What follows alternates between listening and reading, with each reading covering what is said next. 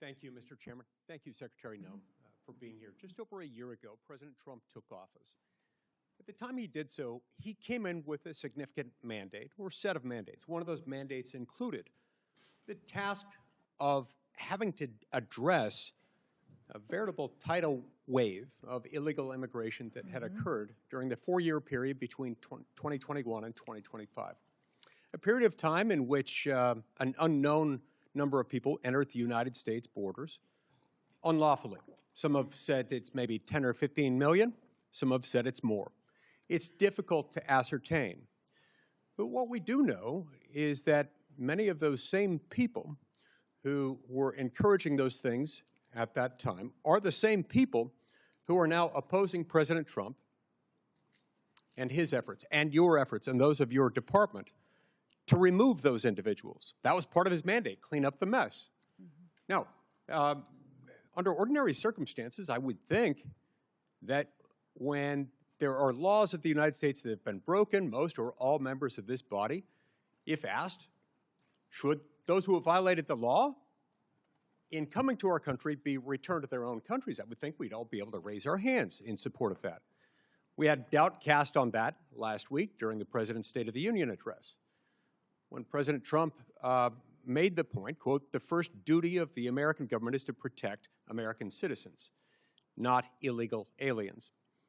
He asked those of us who agreed with him to stand, and stunningly, a whole lot of my colleagues and a lot of our counterparts on the House of Representatives side declined to stand, refused to stand. These things are not without consequence. Illegal immigration is not something that poses no risk to the American people, to the security of the homeland, to the safety of individual families. It brings tremendous risk, and we've felt that. Some families represented here have felt that all too personally, and my heart goes out to each of them. We also face another threat as we approach another election this fall, a threat that, due to a ripple in existing federal law under the National Voter Registration Act, it's stunningly easy for someone in almost any state of the union to walk into a DMV, fill out a form to apply for a driver's license, which you can do as a non-citizen in almost any state. And by merely checking a box and signing your name, you can register to vote, including to vote in a federal election, even though existing law prohibits anyone who is not a citizen from voting in a U.S. federal election. It's phenomenally easy to do so if they follow this stunning formula. That's why I've proposed the Save America Act, which would make sure that we have the tools necessary to protect your vote. Because anytime someone casts a vote in a federal election who is not an American citizen, it's taking away your vote. It's taking something that doesn't belong to them and that belongs to you uniquely as an American citizen. Yet stunningly, some of the same people who were condemning you and condemning President Trump for trying to clean up the mess that President Biden created over a 4-year period of time are also the people most staunch, most dogged, most dug in their opposition to this very simple reform to make sure that those showing up to vote are entitled to vote. You know, you have to show your credentials in all sorts of circumstances, when boarding a plane, when applying for Social Security benefits, applying for a passport, when starting any new job for a new employer. You have to prove your identity, who you are, and that you're entitled to do that thing. You've got to demonstrate that you are entitled to do the thing that you're going to do. But it's not just government that requires these. When you pick up a prescription at a pharmacy, when you go to the doctor, when you're admitted to a hospital, when you board an airplane, when you pick up airplane tickets, when you go to the Super Bowl, the Emmys, the Grammys, the Oscars, or even the Democratic National Convention, where, yes, photo ID and credentials are required or you can't get in. You see, because the Democratic National Convention understands that when people participate at that event who are not entitled to, they're taking something from someone else who does have that right, and that is wrong. Meanwhile, many of those same individuals who publicly cheered and advocated for President Biden as he was distorting various immigration laws, including the use of immigration parole, which requires an individualized determination in order to admit somebody into this country, President Biden used it categorically to bring in millions of people. With respect to our asylum laws, he just opened the floodgates and started treating people as if they were asylees just for having submitted an asylum application, then let them off into the interior of the United States saying, we hope one day you will show up to your immigration hearing where you'll have an individualized determination. And by the way, that immigration hearing might be many years or even decades into the future. So the same people who were applauding that are now condemning you and condemning President Trump for just trying to enforce the law.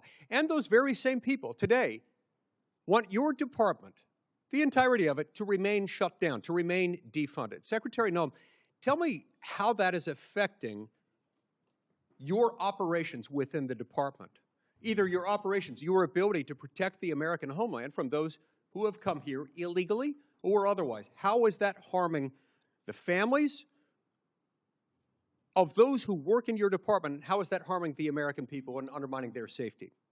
Well, the patriots that work at the Department of Homeland Security still get up every day and do their jobs and work hard to protect the American people. There's individuals in some of our departments, though, that have been furloughed, that it's not an option for them to come in and they're not getting paychecks. They're not able to pay their rent, put food on the table for their kids. Our cybersecurity agency has lost hundreds of workers that have been furloughed. We've got weapons of mass destruction that does training for detecting bombs and terrorist activities across the country and works with our local law enforcement, has been furloughed and is not on duty today. We have ICE and CBP and officers at Secret Service and some Coast Guard elements that are still there and are essential employees that are showing up and doing their jobs, but their support staff isn't able to work and their contracting isn't getting done and their management practices aren't getting done and those families are struggling. Many of these TSOs at TSA that are running these security checkpoints are borrowing money so that they can get through a short period here without paychecks, but they just got through one of those and they're still in debt from paying the fines and penalties for late bills. So we are damaging families to make a political point, that the Democratic Party is damaging families long-term to make a political point when it has no effect on what we're able to do for immigration enforcement out there every single day because that agency is funded. You know, you've heard from some of those same colleagues of mine today on this stand that they're negotiating, that they've made their offer, that they've made it fairly easy for us to fund your department with their conditions. Tell us about those conditions and how those would affect you. Honestly, I don't understand what their conditions are at this point. One of the discussions that we had was body cameras. I've already instituted body cameras. They're being utilized on our law enforcement officers. They need to be funded. That is something that Congress has not given us the tools to do that.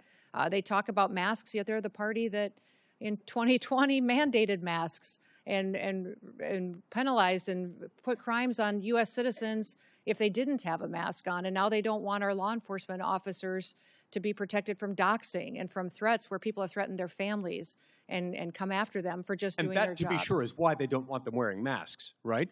They want to be able to dox them? They want to be able to dox them and to dox their identities and have them be bullied, threatened, and potentially victimized by people out there who don't support them upholding the law. Merely for doing their job.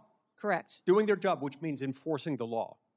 Now, who in this room would not want the U.S. government doing its job enforcing the law and sending people back to their home country if they came here illegally? I can't imagine why somebody would not want that. It's stunning to me that particularly during a time like this, they'd want to carry out that kind of shutdown operation. Now, tell me this. Over the last few days, we've had a few new developments on the world stage and domestically with what happened over the weekend in Austin and with what happened on the other side of the world over the weekend. Tell me how that has uniquely intensified the effects of the now 2.5-week-old shutdown of the Department of Homeland Security, which has been shut down a couple of times now in the last 5 or 6 months. We have known and suspected terrorists in this country that we don't know where they are. We have always faced threats here on our homeland, and that is our department's duty, is to do all that we can to protect the American people. But when we have conflicts overseas, we see that the ramifications are higher threats here at home as well. And more resources are needed to be out there to do due diligence, to try to do everything we can to prevent any kind of attack on our homeland against our American citizens. If we're going to be a country and if we're going to be a safe country, we've got to fund the Department of Homeland Security. We should focus on nothing else until that's done. Thank you, Mr. Chairman. Support journalism you trust. Support PBS News. Donate now, or even better, start a monthly contribution today.